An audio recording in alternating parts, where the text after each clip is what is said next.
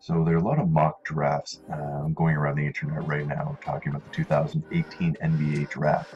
And this is just one of them. We're going to look at the CBS Sports 2018 mock draft today. And we're going to look at where they start. At the top, they have DeAndre Ayton. He's been at the top of most teams' draft boards. I think it makes a ton of sense. I think he pairs really well with Devin Booker on the offensive side and allows Josh Jackson to really slide down into that easy, defensive kind of multi-tool player.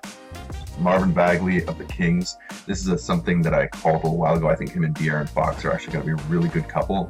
They have a bunch of centers, a bunch of guards. They need kind of a talented forward, and at 6'11", he is not the most intimidating physically, but I think he has the most in his arsenal. I think used properly, he could be really good.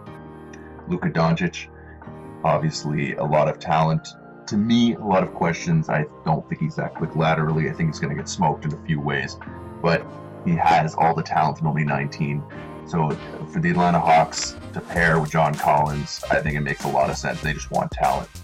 This is something I'm really happy to see. Michael Porter Jr. finally rising up the ranks in the NBA draft.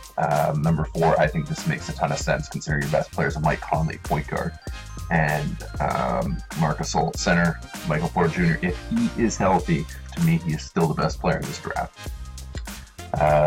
Jaren Jackson Jr., fantastic fit there with the Mavs. You play him at center next to Dirk Nowitzki. Covers up for a lot between Dirk and Harrison Barnes. You play some defense there. You have Dennis Smith Jr., so you can stretch out that front court. I mean, Dirk's not going to play forever, but they can all shoot. That's a beautiful thing. And he is a young coach going to need to play with some veterans, aka Dirk and the rest, and ideally have a really good coach. And Rick Carlisle is one of the best in the business.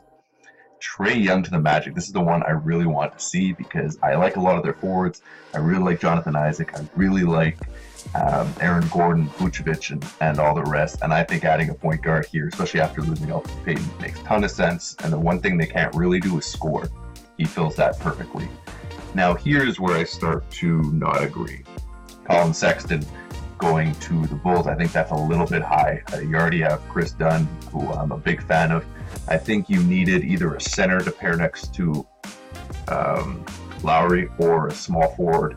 Down here, I would have gone Bridges or Bamba. I can't believe Bamba's slipping here in the Knicks. I bet you it was a New York Red. Who wrote this article? It had to have been a guy from New York. Kyle Boone. I'll check him later. But here, I would have gone absolutely Mo Bamba. It would have been an ideal fit next to Lowry, but at worst, Miles Bridges. Here, the Cavs again. I can't see the Cavs.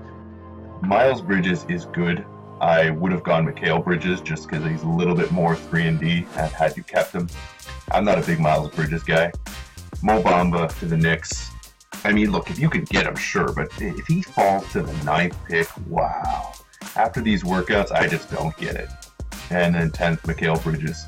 Perfect fit for this team who have a lot of stars already. What they really need is some supporting cast 3-and-D, and he brings that. And then Wendell Carter Jr. falling out here and some other pieces. Anyways, I'm going to post the link. I want to know what you guys think about how CBS has put this mock draft. I agreed probably top 6, and after that, it is not the best. Anyways, my name's Phil, Sporting Phil on Twitter. Give me a follow and catch you next time.